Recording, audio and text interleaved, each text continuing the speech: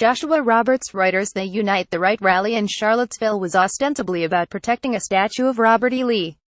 It was about asserting the legitimacy of white culture and white supremacy, and defending the legacy of the Confederacy. So why did the demonstrators chant anti-Semitic lines like "Jews will not replace us"? The demonstration was suffused with anti-black racism, but also with anti-Semitism. Marchers displayed swastikas on banners and shouted slogans like "blood and soil," a phrase drawn from Nazi ideology.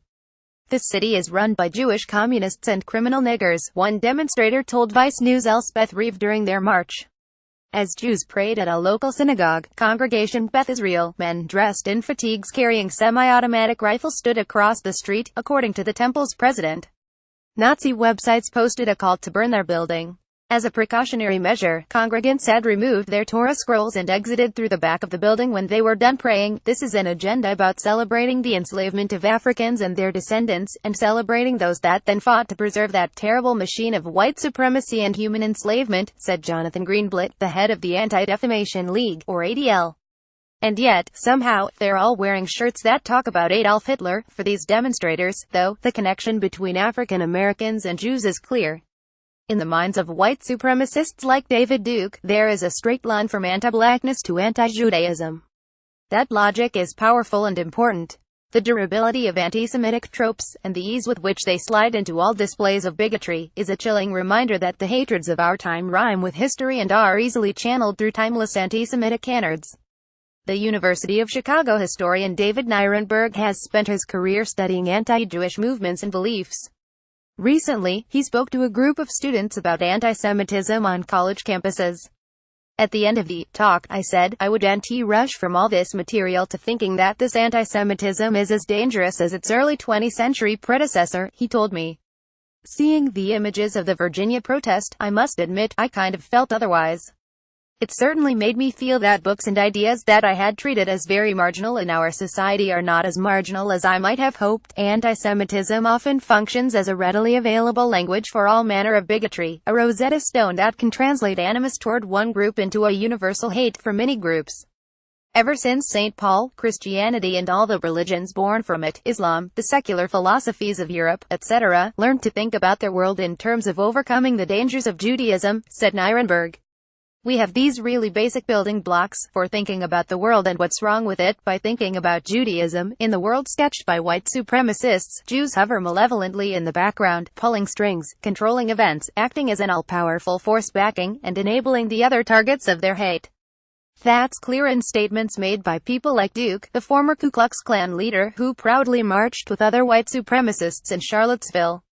Jewish Zionists, he complained to a gathered crowd, control the media and American political system. The extreme right considers many people their threat. But it always comes back to the Jews. Anti-black and anti-Jewish sentiment have long been intertwined in America. When the Jewish factory worker Leo Frank was wrongfully convicted of murder and lynched in 1915, two new groups simultaneously emerged: the ADL, which fights against bigotry and anti-Semitism, and the Second Ku Klux Klan, which began by celebrating Frank's death. Later in the 20th century, Nazis became a natural model for white supremacist movements in the United States, said Marjorie Feld, a professor of history at Babson College. The logic of white supremacy was similar. Hatreds became universalized through common archetypes. Jews were seen by white supremacists as capitalists undermining local businesses. Black Americans fleeing the South in the Great Migration were seen as taking away crucial labor. Catholics were seen as immigrants stealing American jobs. After the Holocaust, neo-Nazi movements were largely consigned to the country's political fringe, although they never fully left the American landscape. In 1978, for example, a Nazi group pushed to demonstrate in Skokie, Illinois, deliberately selecting an area densely populated by Holocaust survivors. The proposed march caused a national uproar, and the American Civil Liberties Union famously defended the group's First Amendment rights in court. Eventually, they ended up demonstrating in Chicago. The Charlottesville demonstration differed from the planned Skokie march in two important respects, Nirenberg said. First of all, there's a political context for the Unite the Right demonstration. It fits into debates over free speech and college campuses as the front lines of cultural battle, he said. The Skokie march was also widely and vigorously condemned by political leaders. That strong, clear commitment to certain values of inclusion from our political leaders is not present in the same way, Nirenberg said. On Monday, President Donald Trump held a press conference about the violence in Charlottesville. Racism is evil, he said.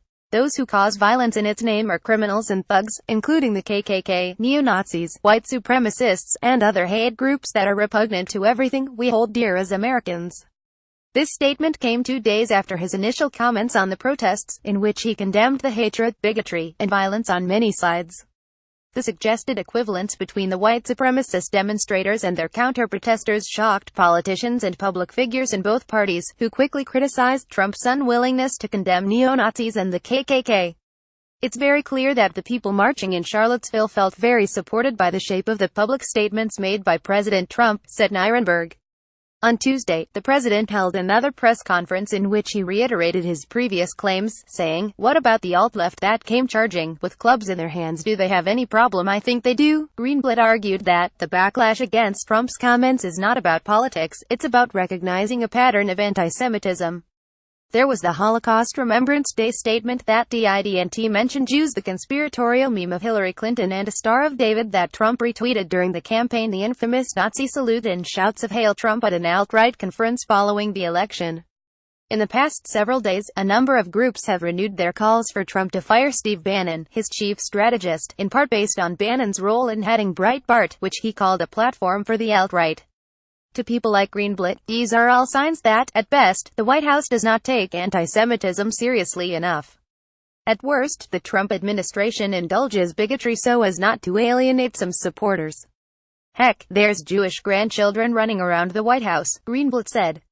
But make no mistake, the extreme right considers many people their threat, but it always comes back to the Jews. You just can't say this as a historian, but I feel like we're at this critical juncture. As Nirenberg pointed out, the violence in Charlottesville was part of a broader political context. The fringe right is reacting to other political movements with nostalgia, Feld said, a yearning for people, including minorities like Jews and blacks, to know their place. It makes sense to me that just as we're seeing people of all backgrounds be brave enough to insist that these monuments about slavery be toppled, Feld said, these people would come out and say we would want to return to the way things were. The identity politics of the intersectional left are radically different from the generalized bigotry of the far-right fever swamps.